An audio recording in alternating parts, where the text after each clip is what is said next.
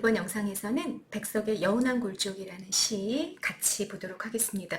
백석 하면 여러분 어느 시대?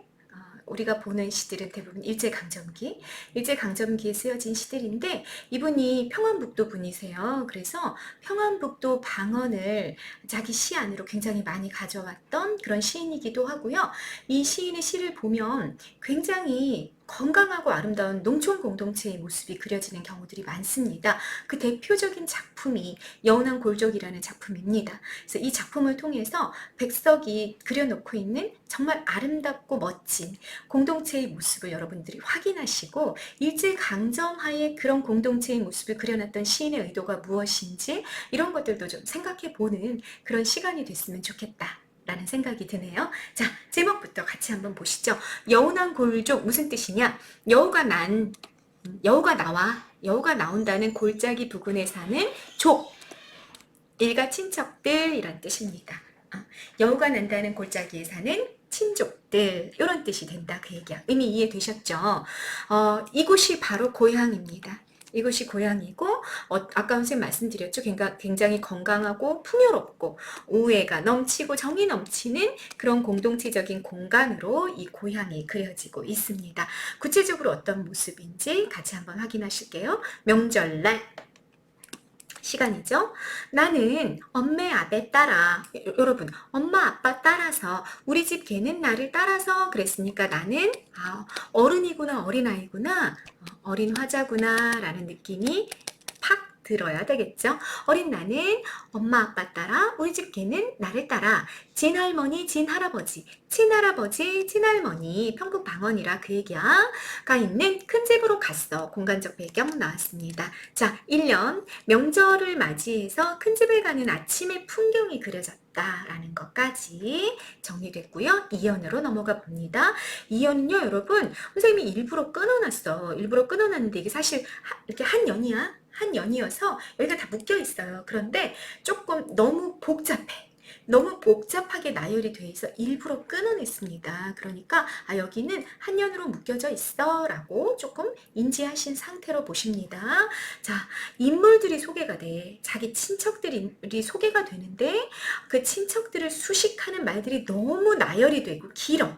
그래서 좀 잘 보지 않으면 이해가 안 되는 경우들이 많고 이 수식이 누구랑 연결되어 있는지를 정확하게 매칭을 해놓지 않으면 함정에 걸리기가 되게 쉬워요. 그래서 이게 무슨 뜻이고 그리고 요 특성은 어떤 인물의 특성을 얘기하고 있는지 이런 것들을 잘 매칭하면서 선생님 설명을 들어보시는 겁니다. 자, 보십니다. 이연이 시작이 됩니다. 얼굴에 별자국이 솜솜 났어. 얼굴에 별자국이 솜솜 났어. 이게 첫 번째 특징이야.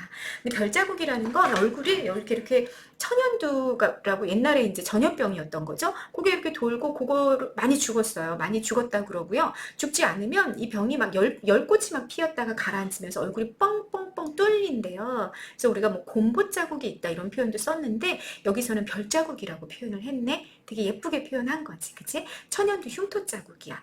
얼굴에 천연두 흉터 자국이 나 있는 말수와 같이 눈도 껌뻑거리는 여기까지가 두 번째 특징. 말수와 같이 눈도 껌뻑거렸다는 건 말을 하는데 그래서 이러면서 막 눈도 막 껌뻑껌뻑 하면서 그렇게 말을 했다라는 거지. 이분이 좀 어눌하게 좀 이렇게 말도 빠르지도 않고 눈도 막 깜빡깜빡 하면서 말도 그래서 막 이런 식의 말을 하는 그런 분이었다 그 얘기야. 그리고 세 번째 특징, 하루에 배 한 피를 짠대. 엄청 일을 부지런히 하는 분인 거죠. 굉장히 부지런한 그리고 아주 일을 잘하는 그런 벌판 하나 건너집에 복숭아 나무가 굉장히 많은 실리라는 마을이 있고 거기에 사는 고모가 내가 소개하고 싶은 첫 번째 인물이에요 라고 나온 겁니다. 이해되셨죠? 자, 이 실리에 사는 고모는 어떤 분이다? 얼굴에 곰보 자국이 있고 말투는 좀 어눌하고 그런데 정말 부지런한 그런 분이셨어 라고 시인이 소개해 준 겁니다. 그리고 그 고모한테는 딸 이녀, 작은 이녀가 있었다 라는 거 소개가 됐고요. 그 다음 두 번째 이제 친척이 소개가 된다. 이제 실리 고모 가족들 소개된 거고 첫 번째. 두 번째는 누군지 한번 보자. 16살에 40이 넘은 호랍이 호라비의 후처가 됐어. 정말 좀 순탄하지 않은 삶을 살았구나. 16살짜리가 40이 넘은 그것도 총각이 아니고 이미 한번 장가갔다가 온 그런 호라비의 후처가 됐으니까 얼마나 좀 여인으로서는 불행한 삶이었을까라는 생각이 들죠. 그런 삶을 살아온 여기까지가 첫 번째 특징. 두 번째, 포족촉하니 성이 잘나. 화가 나서 토라지는 게 포족촉하니거든요. 그러니까 화를 좀 잘 내. 이분이 화가 많아. 내면에. 그런 살빛이 매감탕 같아. 매감탕은 진한 갈색의 물이래요, 여러분. 그러면 요게 세 번째. 지금 피부가 까무잡잡. 갈색의 피부 톤인 거야. 그리고 입술과 젖꼭지는 더 까매. 요게 네 번째 특징. 예수쟁이 마을 가까이 사는 다섯 번째 특징이 나왔어. 그런 누구? 토상고모. 요게 두 번째 특징.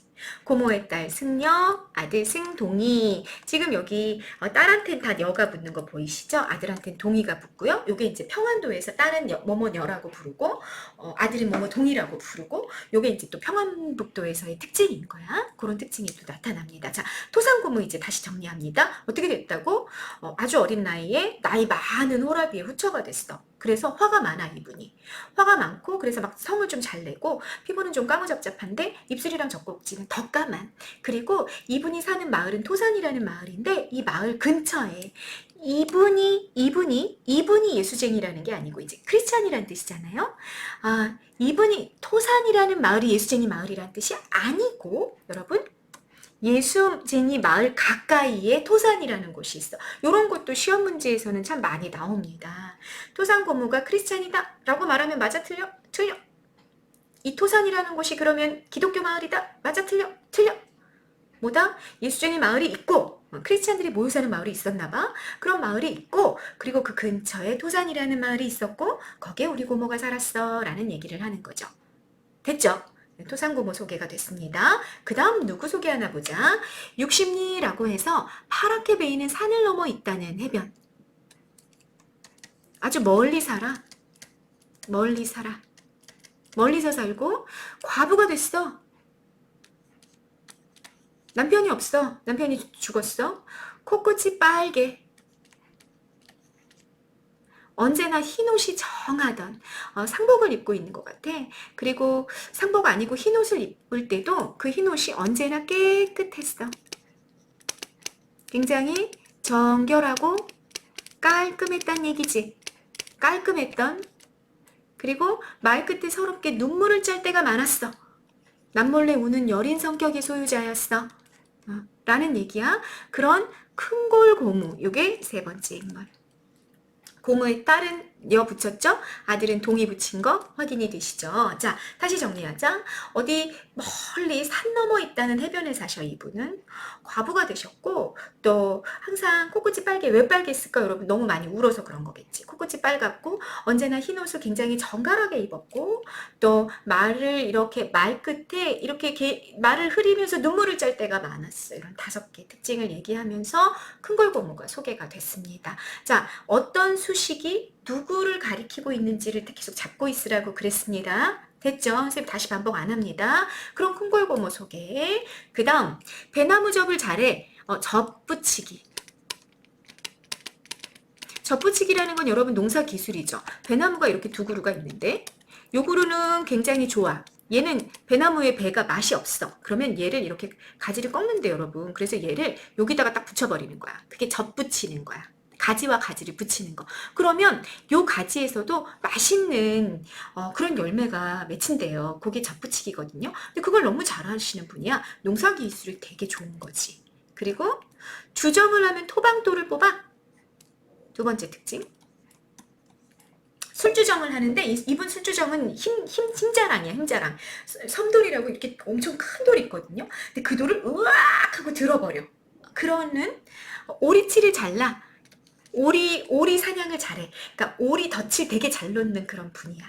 오리덫을, 그래서 오리 사냥을 굉장히 잘하는, 먼 섬에 반디젖을 담그러 가는 걸 되게 좋아해. 그래서 철마다 반디젖을 담근다고 섬으로 놀러 가는 그런 우리 삼촌이 있네. 삼촌이 네 번째, 삼촌 엄마, 사촌 누이, 사촌 동생들, 여기까지 모인 일가 친척 각각의 특징들이 나열이 됐습니다. 굉장히 긴 수식을 통해 나열된 거, 거의 막 4-5개의 수식을 통해서 한 인물을 설명해주고 있는 거 여러분 확인하실 수 있습니다. 여러분들 친척들에 대해서 이렇게 잘 아십니까? 얼마나 이들이 사이가 좋고 돈독했는지 느껴지십니까? 어린 내가 자기 고모, 실리 사는 고모, 토산 사는 고모, 큰고래 사는 고모, 그리고 우리 삼촌에 대해서 너무너무 잘 알고 있죠. 그래서 각각의 특징들을 나열했는데 그 특징을 통해 삶이 드러나. 그래서 이 가족 공동체에 대한 애정, 그리움도 반영이 됐고요. 그리고 이 인물들이 굉장히 대단해요, 여러분. 무슨 회사의 무슨 CEO고 그래? 그렇지 않죠. 평범해. 그런데 그런 반면에 되게 결함이 있어. 후처가 된 분도 있고, 그리고 과부가 된 분도 있고, 그리고 곰보 자국이 있는 분도 있고, 또 한 분은 술주정을 그렇게 잘해. 뭐 이런 분들이 있는 거지. 다 결함을 가지고 있는 인물들이야. 근데 이런 분들이 다 모였는데 그 분들 가운데 이들이 모여가지고 너무 흥겨운 거지. 그런 화합의 공간, 정말 정이 넘치는 그런 공간이 큰 집. 이라고 그려지고 있는 겁니다. 자, 여기까지 해서 큰 집에 모인 친척들을 소개하는 게 끝납니다. 3년으로 넘어갑니다.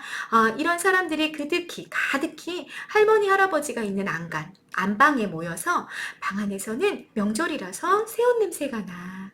명절 분위기를 후각 이미지죠? 냄새니까. 그리고 인절미, 송구떡, 콩가루 찰떡의 냄새도 나. 후각 이미지 나왔고요. 또 깻잎 때마다 두부, 콩나물, 볶은 잔디, 고사리, 돼지비계 이런 것들이 명절 음식으로 나와. 시각 이미지 모두 선뜻선뜻하니 찬 것들이다. 명절 분위기를 촉각 이미지로 표현했어. 여러분 평안북도에서는 명절날이 되면 그 전날 음식들을 미리 만들어 놓고 그걸로 먹는 거지. 제사를 지낼 때 이게 뜨거운 김이 오르면 안 된단 말이야. 그래서 찬 것들을 가지고 먹는 겁니다. 그래서 명절 음식이 촉각 이미지로 소개가 됐다. 선뜻선뜻하니 찼다 이럽니까? 마이너스 이러시면 안 된다 그 얘기예요. 그냥 평북의 그냥 셋이 풍속인 거지. 그 명절날 지내는 풍속이 소개가 된 겁니다. 그래서 큰 집에 모인 친척들, 새 옷 입은 모습, 명절 음식 이런 것들이 나열이 됐다, 열거가 됐다라는 얘기입니다. 됐죠? 3년이고요. 그 다음 마지막 사연입니다. 저녁 술을 놓았다. 술은 숟가락. 저녁을 먹었어. 그렇게 마친 아이들이 외양간 옆에 밤마당에 달린 배나무 동산으로 가요. 배나무 동산에서 아이들은 뭘 할까요, 여러분? 배나무 동산에서 저녁 먹고 놀기 시작하죠. 쥐잡이, 숨구막질, 숨바꼭질 뭐 이런 거, 꼬리잡기, 가마 타고 시집가는 놀이, 말 타고 장가가는 놀이 이런 거를 밤이 어둡도록 북적하니 놀아요. 여러 놀이를 하면서 그렇게 막 놀아가는 모습이 보입니다. 요게 배나무 동산에서의 아이들이었고요. 밤이 깊어가는 이젠 집안으로 카메라 렌즈를 이렇게 옮겨볼까요? 그러면 엄마들끼리 모였어. 여자들끼리 어디 모이냐면 요번에는 아르가네. 아르가는 평북방언 아랫방이란 뜻입니다.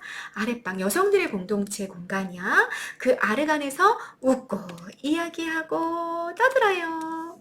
아이들은 이제 막 배나무 동산에서 열심히 놀다가 이번에는 밤이 깊어가니까 윗간 방 한 방을 잡아.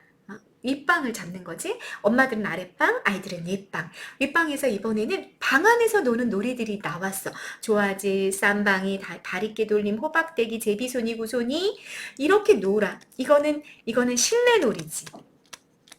앞에는 실외 놀이였고. 이런 놀이들을 또 해. 아이들이 모여가지고, 여러분 친척들 모여가지고 아이들이 모이면 놀이를 하잖아요. 그런 놀이의 모습이 보이고 있습니다. 요즘엔 모여서 뭐 할까요, 여러분? 핸드폰 할까요? 네. 근데 옛날엔 이렇게 놀았던 거지. 훨씬 더 정겨웠을 것 같은 느낌이 안 드시나요? 선생님만 그런가요?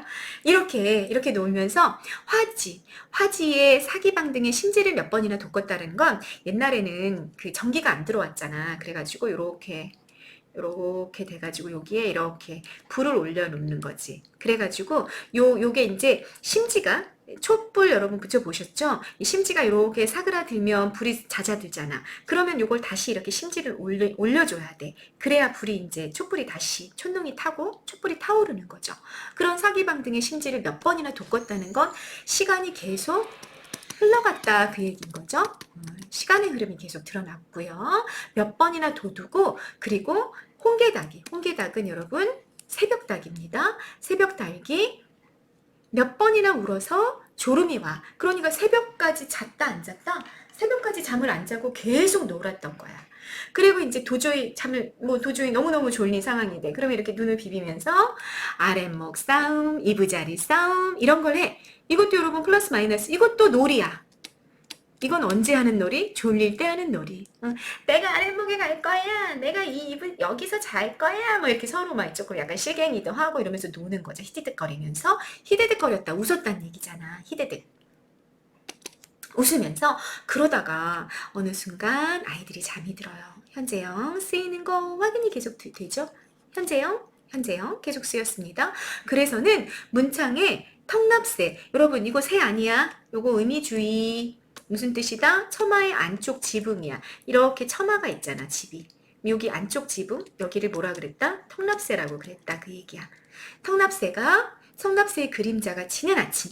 얘가 이렇게 그림자가 이렇게 지는 거죠, 방 안으로. 그런 아침이 돼. 시간이 흘러갔네요. 아침이 되면 시누이, 동서들이 북적북적 흥성거리는 자꾸자꾸 활기차게 떠드는 그런 부엌에서 세문 틈으로, 장지문 틈으로 무이진객국. 무와 민물새우를 넣어서 끓인 국이래요. 명절 다음날 먹는 그런 국인데 그 끓이는 맛있는 냄새가 막 후각 이미지 나왔죠? 올라오도록 잡니다. 누가? 아이들이 그렇게 자다가 아침에 맛있는 국 끓이는 냄새가 나면 톡 눈을 비비면서 일어나서 엄마 밥 줘 뭐 이러는 거죠. 그런 너무 흥겹고 평화로운 풍경이 그려지는 게 연합골 쪽에 있는 시입니다. 시 안에 드러나고 있는 그런 풍경인 거죠. 네, 자 핵심 정리 한번 해볼까요, 여러분? 선문적이요. 선문적이라는 건 생략과 압축이 있단 얘기 없단 얘기 없이 줄글, 마치 소설처럼 줄글 형태로 늘어져 있다라는 얘기죠. 오로지 뭐만 있었어? 연 구분만 있었어. 연 구분이 있었고 행 구분은 있었어요? 없었어요? 행은 구분이 되어 있지 않은 형태였었죠. 그죠? 회고적이다. 어린 나의 모습이었잖아. 어린 날 명절의 풍경이었기 때문에 과거 회상이라는 얘기야. 그리고 대단히 토속적이고 향토적인 특징 드러나죠. 시골 마을의 풍경이잖아요. 주제, 명절의 평화로운 정치, 가족 공동체 간의 유대감 이런 것들이 드러나는 시가 만들어졌다라는 얘기입니다. 그래서 윤영기 화자의 굉장히 토속적인 분위기, 동화적이고 어떤 부분 동화적이라고 얘기할 수 있냐면 여러분 이렇게 개가 나올 때, 아이랑 개가 나올 때 어린아이와 개가 나오니까 동화적인 분위기, 어린아이의 유년기의 모습이 동화적으로 드러났다 이렇게 표현하는 겁니다. 서정적인 분위기가 나오고 있고 굉장히 감각적인 이미지들 많이 활용된 거 우리 확인하셨습니다. 후각, 촉각, 시각 이런 게 다 쓰이고 있었죠. 그리고 평북 방언, 토속적인 소재들 이런 것들을 통해서 순수한 삶의 모습을 그려냈고 이게 현재형으로 그려졌지만 현재형은 여러분 현장감과 생생한 느낌을 주잖아. 그런데 그게 어떤 거다? 사실은 과거의 풍경이야. 그래서 향수 그것을 그리워하는 그 마음을 드러내고 있는 시다라고 얘기합니다. 이 풍요로운 친족 공동체의 이 풍요로운 모습은 성인이 된 시인의 마음속에만 있는 공간이에요. 현실은 있다 없다? 현실은 없는 공간이다라는 얘기죠. 그래서 그 어린 시절의 그 풍경을 너무너무 그리워하는 화자가 자기 시 안에서 그걸 이렇게 현재의 모습으로 살려내는 거. 그게 여운한 골적이다라는 얘기가 되는 겁니다. 됐죠? 자, 특징과 효과, 서술상 특징과 효과, 어린아이의 시선이다라는 거. 그래서 명절날 큰 집의 풍경을 대단히 사실적으로 보여주는 것을 통해 사라져가는 공동체적인 유대감을 효과적으로 환기시켰다. 어른의 시선보단 어린아이의 시선이 훨씬 더 객관적이고 순수할 수 있다는 거죠. 그래서 일부러 어린 화자가 등장했다라는 얘기를 하는 겁니다. 또 사투리, 어디 사투리? 평북 사투리라고 그랬어. 평안북도 사투리. 또 토속적인 소재를 활용했어. 그래서 유년기에 아주 풍요롭고 평화로웠던 공동체의 기억을 시 속으로 잘 복원시켜놨다. 있다라는 거고요. 음식 이름, 전통 놀이 이런 것들을 잘 보여주고 있는 작품이고 반복, 열거, 대구 이런 것들을 사용해서 운율을 만들어냈다. 여러분 산문적이지만 이런 반복, 열거, 대구는요. 운율을 만들어내는 대표적인 표현 방법이야. 왜냐? 운율은 어떻게 만들어져? 리듬이라는 건 반복될 때 만들어지잖아요. 웅크르장짝 웅크르장짝 웅크르 이게 도대체 뭐야? 이게 무슨 소리야? 아무튼 뭐가 이렇게 반복될 때 리듬은 만들어지잖아. 그러니까 반복법. 대구는 문장의 구조를 반복하는 거야. 열거는 비슷한 애들을 나열하면서 반복하는 거야. 그러니까 반복, 열거, 대구를 사용하게 되면 뭐가 된다? 운율이 생겨나게 된다. 산문시에서는 이런 것들로 운율을 만들어내게 된다라는 얘기입니다. 됐죠? 그 다음 특징 봅니다. 시간 순서 나왔었죠? 아침 그리고 점심에 모여 있다가 저녁에 저녁밥 먹고 아이들 놀다가 엄마들은 엄마들끼리 놀고 그리고 아이들 방 안으로 들어와서 다시 놀다가 잠들고 그 다음날 아침까지 시간 순서에 따른 시상 전개, 추보식 전개가 나타났습니다. 과거의 기억이고요. 이건 현재는 없습니다. 일제강점기 공동체가 모두 다 무너져 내린 현실이 그려지고 있다는 얘기야. 현실은 무너진 공동체. 그러니 부재하는 거죠. 부재하는 거.